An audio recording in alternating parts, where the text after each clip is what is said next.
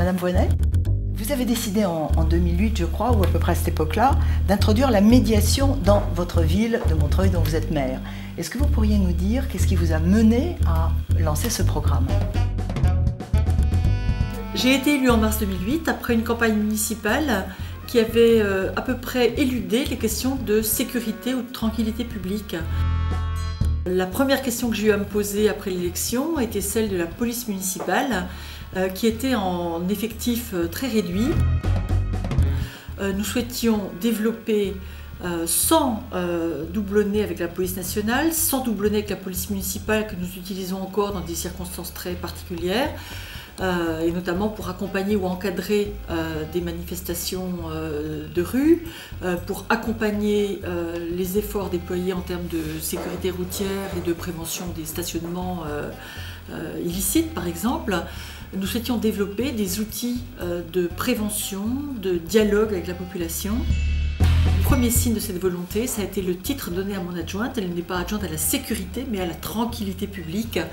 Je considère que la tranquillité, c'est un droit de la personne, qu'on n'est pas un ringard ou un facho quand on prétend effectivement vivre en paix. L'idée de la médiation s'est imposée très vite, avec le souci à la fois d'établir un dialogue civique avec les personnes confrontées à des difficultés qu'elles ne pouvaient régler seules, de privilégier la prévention plutôt que la réparation des dégâts, de faciliter aussi peut-être le dialogue avec les établissements de la ville qui sont présents sur le territoire.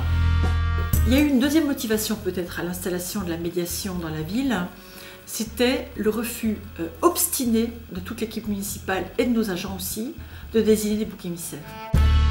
Alors évidemment, chaque fois qu'on pense à des conflits d'usage, on pense aux jeunes qui occupent les halls d'immeubles, mais chez nous, c'était plus diversifié que ça.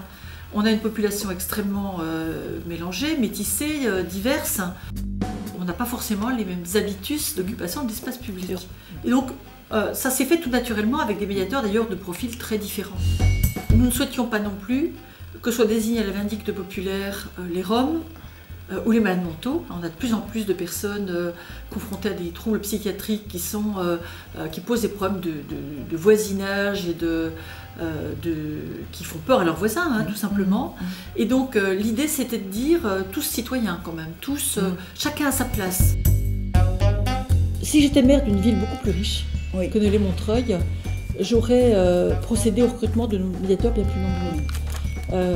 Je suis extrêmement consciente de la pression qui pèse sur les épaules de nos médiateurs et du risque auquel sont exposés certains d'entre eux en termes de burn-out ou de confrontation avec des publics qui peuvent être menaçants, qui peuvent être déstabilisants, quelle que soit l'expérience professionnelle et la fiabilité et l'engagement de nos médiateurs. Et donc, je suis très fière de la crédibilité qu'ils ont acquise en très peu de temps, en quelques mois à peine, auprès des partenaires de la ville, et notamment auprès de la police nationale.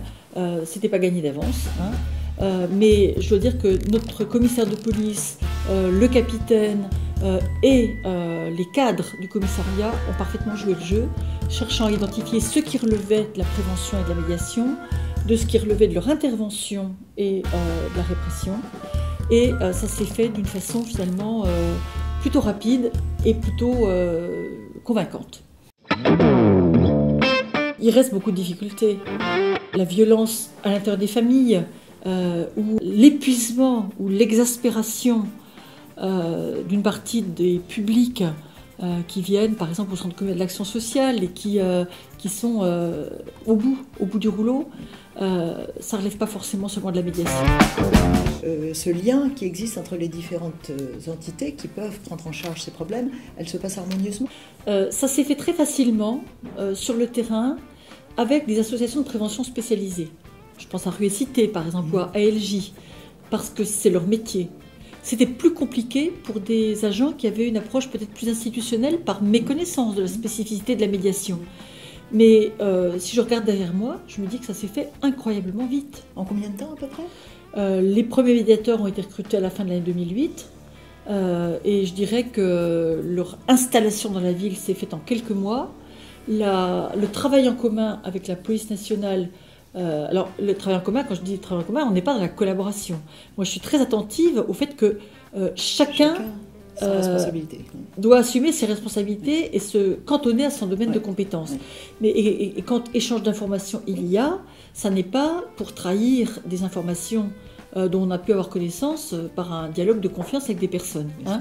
Mais en même temps, quand on sent qu'une situation dégénère, il y a le moment effectivement où on doit échanger pour dire je passe la main. Ça ne relève pas de la médiation, ça relève de la répression de la délinquance. Hein. On a des quartiers sur lesquels effectivement des trafics installés, des violences, du racket.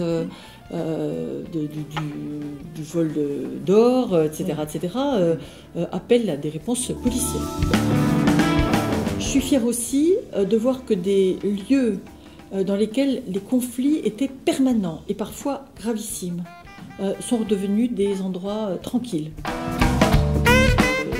Je pense au conflit qui existait entre les jeunes de Montreuil et de Bagnolet, avec un terrain de jeu privilégié qui était l'esplanade devant le lycée Eugénie Cotton de Montreuil, des tensions qui s'étaient aggravées au moment où la couverture d'une partie de l'autoroute A3 a permis un contact direct sur une passerelle entre Montreuil et Bagnolet.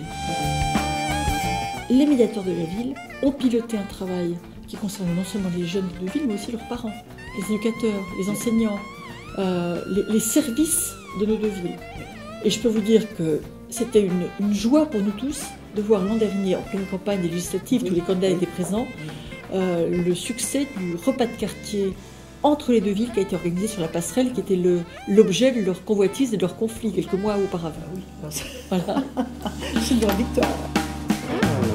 Ma fierté est aussi liée au fait que les médiateurs eux-mêmes et Véronique Bourdet ont très vite senti un appétit pour la médiation au sein de la population. Et le premier appel à projet que nous avons fait pour inciter des citoyens de Montreuil à se porter candidats à la prise de responsabilité dans une tâche, une fonction de médiateur bénévole, ça a été pour nous aussi un vrai succès.